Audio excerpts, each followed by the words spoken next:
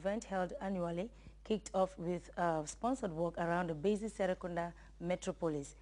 Nebuso tells us more. Second edition of the awareness creation campaign organized by the Insurance Association of the Gambia. This annual event brings together all insurance companies to a common platform with a view to increasing public awareness on insurance and insurance policies, as well as improving public image and interest of insurance matters.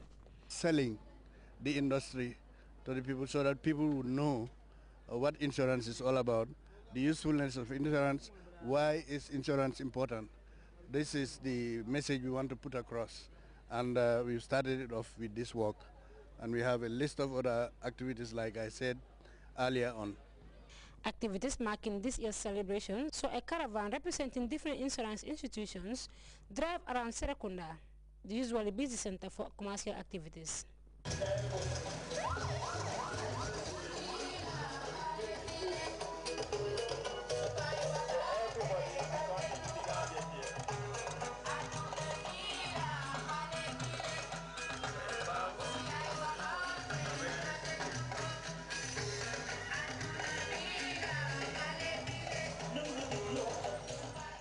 The 5 days interface is expected to engage insurance practitioners and their clientele in discussions on an industry that is fast growing. There wasn't organization, they were not together.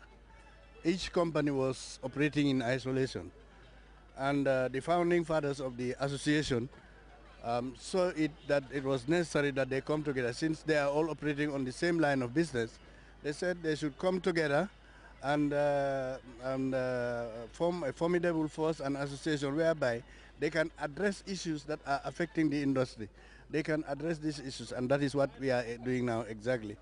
The secretariat was set up about 12 years, it's 12 years old. With the recent launch of the program for accelerated growth and employment by the Gambia government, the response from both the public and private sectors have been positive.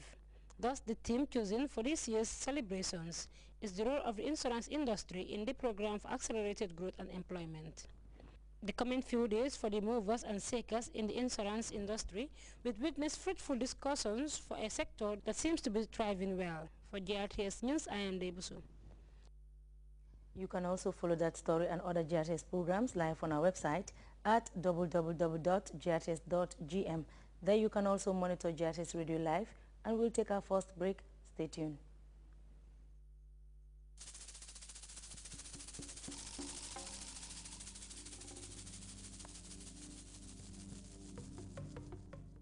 From 20th to 24th February 2012, in collaboration with the Ministry of Environment of the Gambia, the Regional Marine and Coastal Conservation Program for West Africa will organize the 6th Regional Marine and Coastal Forum in Bengal.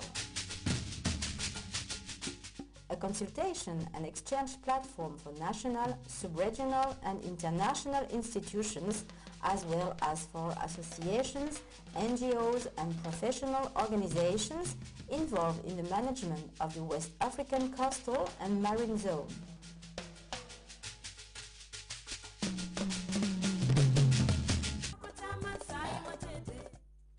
Welcome back. The youngest candidate seeking to unseat the incumbent president, Abdoulaye Wade, Sheikh Bamba Dièye, have been at the forefront of daily anti-Wade protests at Independence Square in Dakar. Veteran politician and former Wade aide Idrissa Seck has now combined forces with Dièye to show their displeasure with the election they described as a farce. We have more on that in this CFI report. Sheikh Bamba Dièye is the youngest of the candidates and perhaps takes the most risks. Every day since last week he has been praying with activists and then has them distribute gas masks. Then he led a rally to Independence Square.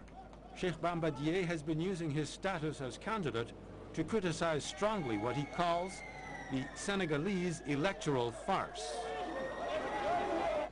We entered this fight to show the Senegalese people and the international community how someone took office with full recognition but will leave because he was forced to. Along the way, the group with Sheikh Dièye joined forces with the people led by Idrissa Seck, another presidential candidate. They both knew what would follow: a police barricade at every entry to the city, tear gas thrown wildly, and clashes. But the opponents of President Wade also know how to get around the obstacles. At some 200 meters from the square, they found themselves blocked by squads of police in front and in back of them. Our predecessors made a real effort to show the world how Senegal took giant steps as a democracy, and we cannot allow an 86-year-old Abdoulaye Wade to destroy this heritage. World-famous singer Youssou N'Dour was also in the demonstration. He found himself blocked with everyone else for hours. He said it is time to negotiate an exit scenario for President Wade. The country wants him to respect the Constitution. Today, Abdoulaye Wade should really consider his position. I'm listening to his every word. He said, if the Senegalese people want me to leave, I will go. The people are here. On both ends of the street, in a fully coordinated movement, the police charged. They dispersed the crowd with little regard for anyone. Demonstrators ran off. According to European Union observers, banning demonstrations during an election period is against the law in Senegal. Despite the mounting pressure, the Syrian regime is still continuing its heavy bombardment to the city of Homs. 2 foreign journalists and more than 10 civilians have been killed in the besieged city. Washington is contemplating tougher action against Damascus if President Bashar al-Assad fails to step aside. We have details in the CFI report. The Syrian army has not stopped raining shells on Homs, the heart of the uprising. On Wednesday, at least 13 civilians were killed in the bombardment. 2 journalists were also killed, an American, Marie Colvin, working for Britain's Sunday Times, and French photographer Rémi Ochlik. They were hit by rockets while trying to escape the Baba Amro district. I will try to learn exactly under what conditions they were killed. It is another example of how the situation is falling apart in Syria and that violent crackdowns are increasingly intolerable. According to Syrian opposition figures, more than 7,500 people have been killed since March. On Tuesday alone, more than 70 people were killed. Faced with this buildup, Washington still refuses to arm the rebels, but does not exclude doing so in the near future. My favorite secretary on that issue of aiding them militarily. We don't believe that it makes sense to contribute now to the further militarization of Syria. What we don't want to see is the spiral of violence increase. That said, if we can't get Assad to yield to the pressure that we are all bringing to bear, we may have to consider additional measures. The Red Cross is calling for a daily 2-hour ceasefire in order to bring food and medical supplies into Homs and all over Syria. But even for this, Russia still does not agree. The Russians do not agree with the logistics of the humanitarian aid.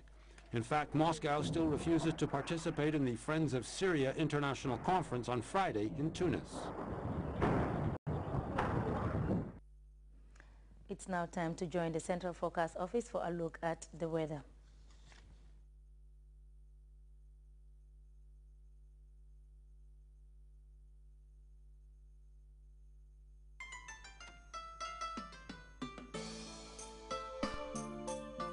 The Gambia is endowed with a wonderful landscape full of baobab trees. Like its Cape Point in Bakau, it is one of the most exotic sceneries in the world. The baobab tree is a symbol of resilience, wisdom, and resourcefulness. For the baobab tree provides good food in times of hunger, rents its bark for medications, and its sap for glue. In the Gambia, there is a company like the baobab tree, 100% African and purely Gambian in all aspects, in know-how, design, value, capital, and management. That company is Elton. Elton, employing hundreds of Gambians and proudly associating itself with development in the Gambia. Elton, side by side with the Gambia.